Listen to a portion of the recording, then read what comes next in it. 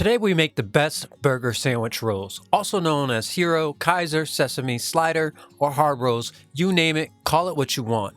But it's one of the most important components of a sandwich as it adds a level of flavor, texture, and a great aesthetic appeal. An epic fail roll can lead to a miserable meal. So let's start with a no-fail recipe, which doesn't require a stand mixer, and I take into consideration that most people don't have anything more than the basics in the kitchen. If you have more, I'll note when and where you can use those utensils or appliances. Let's start with blooming the yeast. We will need 3/4 of a cup of warm water, 1/4 cup of whole milk, plus 3 tablespoons. In layman's terms, just add a little bit more milk, unless you're not good at eyeing measurements. In doubt, always be exact, especially in baking. Make sure the liquids are between 100 and 110 Fahrenheit. I always take the temperature. Add 10 grams of active dry yeast, 1 tablespoon of sugar, mix together, set aside. Let's prepare the other ingredients while the yeast is activating. We'll need 3 tablespoons of room temperature butter, or place in a microwave for 20 seconds. Add 10 seconds at a time if needed so that the butter is soft but not melted. We will need 1 egg. Whisk real good or with a fork onto the flour. We will weigh 210 grams of bread flour, then weigh 210 grams of all-purpose flour. Same bowl, once all weighed out and measured, cut the butter into the flour with a fork. If you have a pastry cutter, this will work also. It should be pea-sized pieces of flour and butter mixed together. Now add 2 tablespoons of sugar to the dough, 1 teaspoon of salt, throw in the eggs in the water, milk, yeast mixture. Of note, if your yeast doesn't look bloomed, foamy, etc., then you have dead yeast. Time to buy more. If good, stir these ingredients together in a bowl for 2 minutes. It should come together. Remember, this is a super wet dough, no question about it.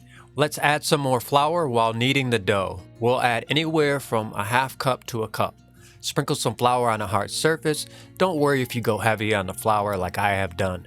We're going to give this dough more structure and make it a bit more manageable. I used 2 dough scrapers to knead or work the dough. I think they were like $1 a piece on Amazon, which sooner than later I will have those links for these videos. You could use your bare hands, but with higher hydration doughs like this, you will find it sticking to your hands a lot.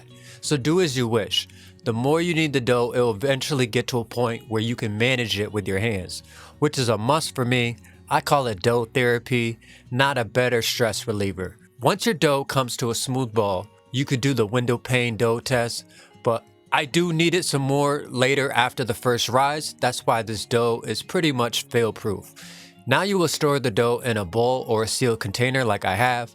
I love sealed containers versus a bowl with plastic wrap or a wet towel covering it because it really gets those gases going and the rise process goes quicker.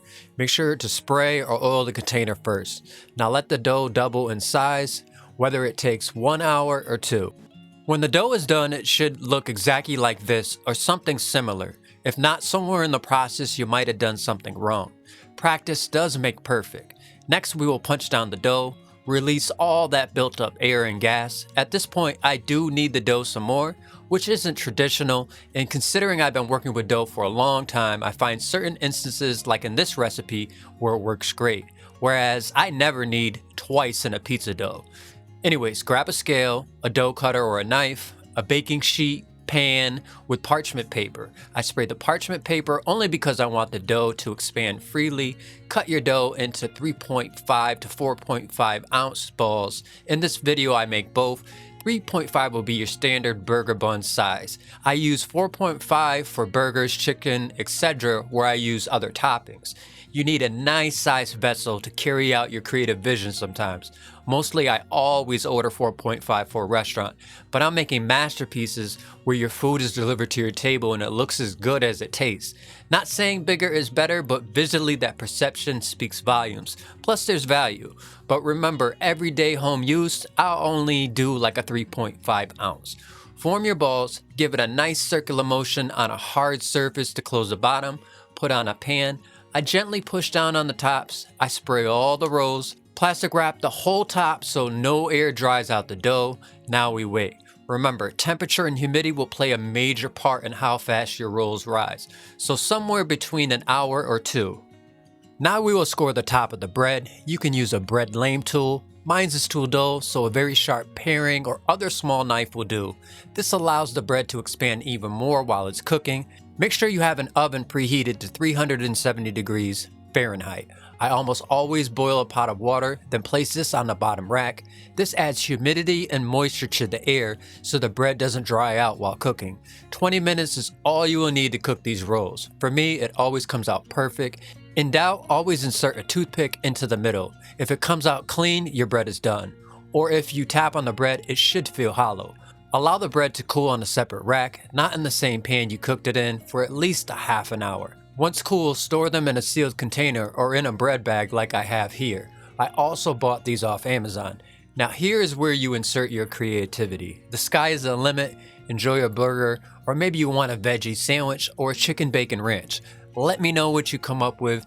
Enjoy my other bread recipes. I have a lot to come also, so hit that subscribe and like button. It helps to grow the content. Thank you for believing.